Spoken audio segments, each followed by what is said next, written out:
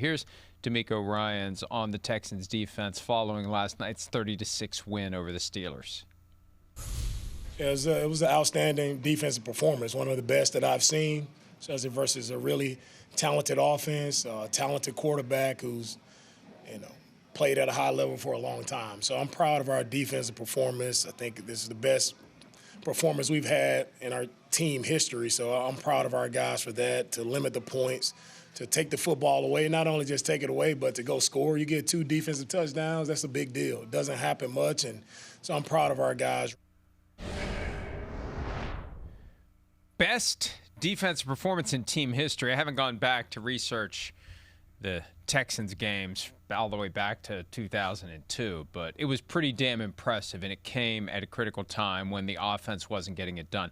We talked earlier about whether or not there would be a quick hook or any hook at all for C.J. Stroud if he continues to play like he did, and then we walked through this idea that when you play like the defense did, and there's the drive chart, you don't need to have the hook. And as we talked about that dynamic where the defense seems to take pride in the fact that they'll carry the offense, it almost reduces the urgency to even think about changing quarterbacks. You can let C.J. Stroud weather the storm and have confidence he'll come out of it and recognize that you've already decided he's your better option. And how's it going to get better if you put the backup in there? Maybe it's going to get worse. But Davis Mills did win the first 3 games of this 10-game winning streak while C.J. Stroud was out with a concussion. I think under the circumstances, even though there may be some noise, some rumbling, because it's kind of obvious that you would have that conversation after a 5-fumble performance, the way the Texans offense looked last night, the bullet they dodged, well, the bullet that the defense caught and swallowed and spit back out because they were able to, but I don't think you'll see it even because it conflicts with this vibe that everything's fine. The only way you think about making the change is if you truly are feeling like there's dysfunction and you need to keep it from exploding. There's no apparent dysfunction. There's no apparent complaint. They'll hope that C.J. Stroud will be better next time, and they'll work to getting him better and understand that he's the guy they've decided is their starting quarterback. So I've done a 180 on what I was suggesting earlier because this defense is so good and the team is so united, and there's an absence of any fighting or griping or finger pointing or grumblings or leaks or anything that would suggest there's an issue. You just let it ride because chances are he's not. Like, it's almost impossible to be that bad 2 games in a row. 2 straight games with 5 fumbles, probably not going to happen. And off we go. So I really think it's going to be a hell of a test for the Texans in New England. I don't know how you feel about the Texans coming to town. I assume based on last night's game, you probably would have preferred to have the Steelers come to New England. But it's not going to be easy, even if C.J. Stroud has another off day.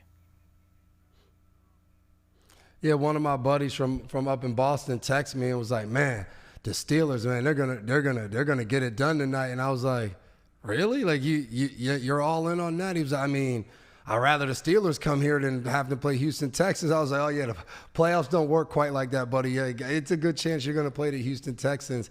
And I think it's a tough task for both teams. I think we're going to see a battle of which team can prevail, right? I think you look at the New England Patriots going into the game against the Chargers Sunday night, the thought was, hey, man, their offense is going to have to come to play because their defense is good, but, eventually the Chargers, they'll find some ways to score some points, so they're going to have to figure out. And, that defense was lights out Sunday night. They couldn't do anything from an offensive standpoint for the Chargers. And I thought the craziest thing about it was after the game, Spillane talked about, hey, we were on the field and some of their offensive players were like, man, we didn't know what coverage you guys are running. We couldn't figure it out. And you hear those kind of things and you're like, okay, this might set up to be one of these just true playoff atmosphere games where teams are out there running and hitting and playing good defense. So, but I think if you're Houston, their confidence going into any game for the rest of this year, I think is going to be so sky high because I think they truly believe this defense and what they can do isn't just like we're a good defense. I think they feel like we're one of the best defenses that the NFL has seen, and we're going to play to that. And what special way to do that is to do that in the playoffs, to go out there and play as good as they've been, to go play your best football in the playoffs, I think is what they're kind of hanging their hat on. And I think they're going to go with C.J. Stroud, and they're going to say, look, we're going to go back in here, and we're going to be honest, and we're going to be real. We're going to break down this film. We're going to talk about the things you should have done, you shouldn't have done. How do we get out of this situation? And I think the key for them is going to be when we go to New England, how do we game plan this game to get CJ as comfortable as possible and playing at the level that we know he can play at? Because I think that's the difference. They feel like they have a guy. Like they feel like he is one of those guys that in game he can go and be the guy that they win the game with. And as much as they believe in that defense, I think they believe in C.J. Stroud the same way. So I think that'll be the key for Nick Caley to come up with the offensive plan. Now, I thought he did a great job last night, honestly, from the offensive play calling. Like the things like that flea flicker where they get strip sacked. I think everyone was watching like, damn, this is a good time for this call. It's going to be a touchdown. And he put the safety net on of bringing in a 6 offensive lineman to make sure they protect it. So I think they walk away and they say, hey, we feel like we had a good plan, but maybe we need to tighten it down even more to the point of, okay, this is really what we need to go win the game. And they're really going to have to do that because it's a great chance that they do that without Nico Collins because they played Monday night, and now it's going to be a short week going into Sunday. Yeah, quick turnaround to get all the clearances to play following the concussion that Nico Collins suffered last night when his head hit the turf at Acrisure Stadium.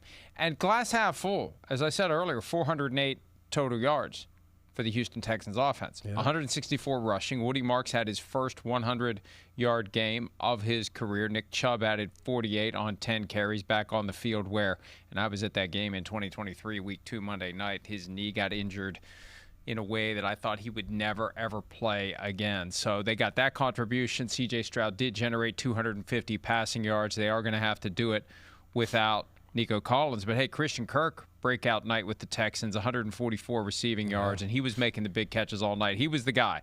He was the guy that the Steelers' defense didn't have an answer for last night. And this is a great opportunity for him. He's been with different teams, the Cardinals, the Jaguars, now with the Texans. I remember the free agency cycle not that long ago where he was the guy that got a big contract right out of the gates, and everybody's like, what the hell are the Jaguars thinking? And then the market exploded after that. It's like, hey, that was a pretty good move by the Jaguars. But now he's in Houston, and that was a pretty good move by the Texans because he's been injured, he's missed time, but last night he had a big night when they needed it the most, and they may need him in a big way on Sunday against the New England Patriots. Hi, it's Mike Florio. Thanks for watching PFT on YouTube. Hit subscribe for the latest news and analysis from Pro Football Talk.